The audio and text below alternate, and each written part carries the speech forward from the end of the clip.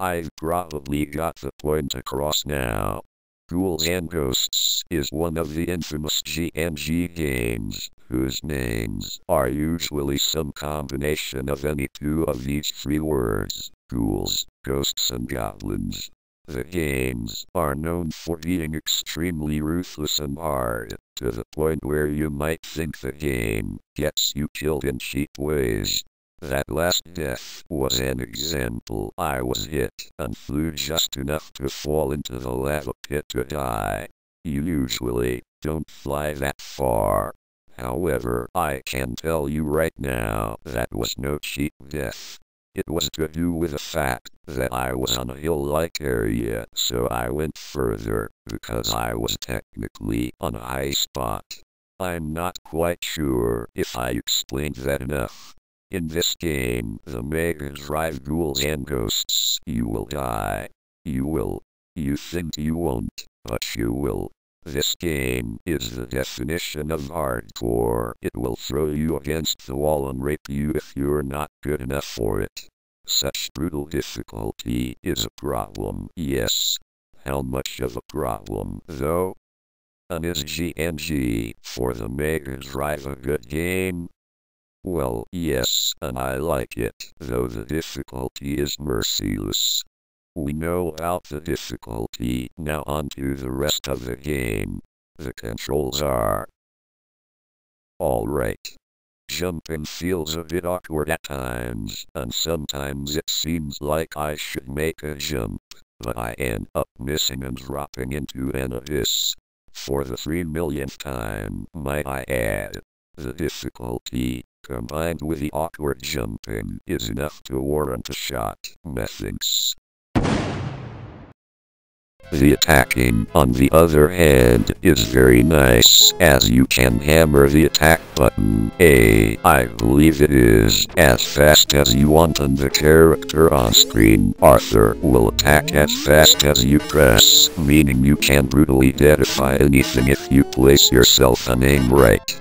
There are multiple weapons in the game, such as the spear things you start with, and from there you can swing a sword, chuck massive axes about, throw knives, or chuck fiery bomb things that burst into blue flames. The blue flame weapon is the crappiest in the game, as it has horrible range and does piss poor amounts of damage. As you can see, there are 3 different suits, which pretty much represent your health. Whenever Arthur is in a suit of armor, be it the regular silver or the magical gold, he can take 2 hits. After taking 1 hit, all of his armor flies off, and he is forced to run around without it, with only a pair of pants to protect his ghoulies. You may notice that while wearing the gold suit of armor, I can use magical attacks that fill portions of the screen briefly, annihilating anything the magic catches. This magic can be used by holding down the attack button and watching a gauge on the bottom of the screen fill up. The noise sounds as it fills, and when the noise finishes at its highest note, you know your magic is charged. The magic you use is determined by the weapon you currently hold. With your regular weapon, you call down a lightning bolt that strikes everything directly above and to either side of Arthur. With the axes, you send forth a flaming stream shaped like a dragon that moves in a pattern-matching square in shape around the area around Arthur. With a sword, you send out 2 streams of sparks that rush out, rise, then sweep diagonally back to Arthur. With the knives, you create a colony of Arthur, ninja style, and the clone will attack when you attack, essentially doubling your attack power whenever you hit. And the clone more or less hits when you hit, though he can't keep up with you at times. I only know of these magical highlights. There are more weapons, with more magic. Now on to the next aspect of the game, boss battles.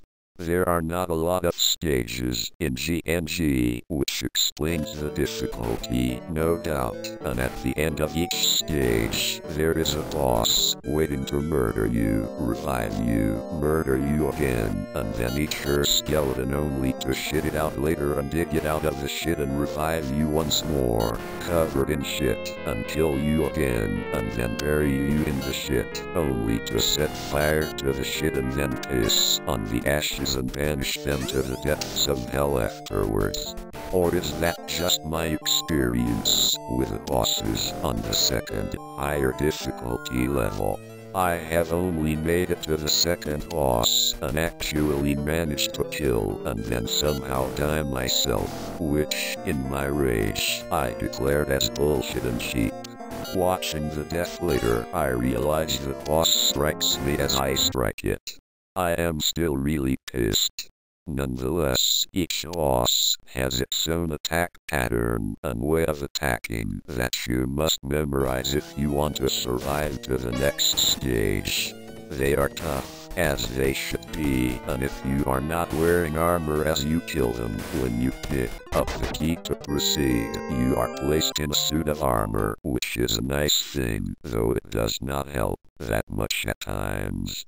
So, we went over pretty much everything except for the graphics and music. The music, I think, is actually good. I like it, and it sounds nice. It's not amazing, but I would definitely listen to the songs on an MP3 player, if I had one. The graphics are good as well. Again, not amazing, but they get the job done. They are a bit mad, to be honest, but still, they're better than a lot of the shit you could find on the SNES and MD. My final verdict? This game is good. Good. Only good. It's good, not great, nor is it perfect.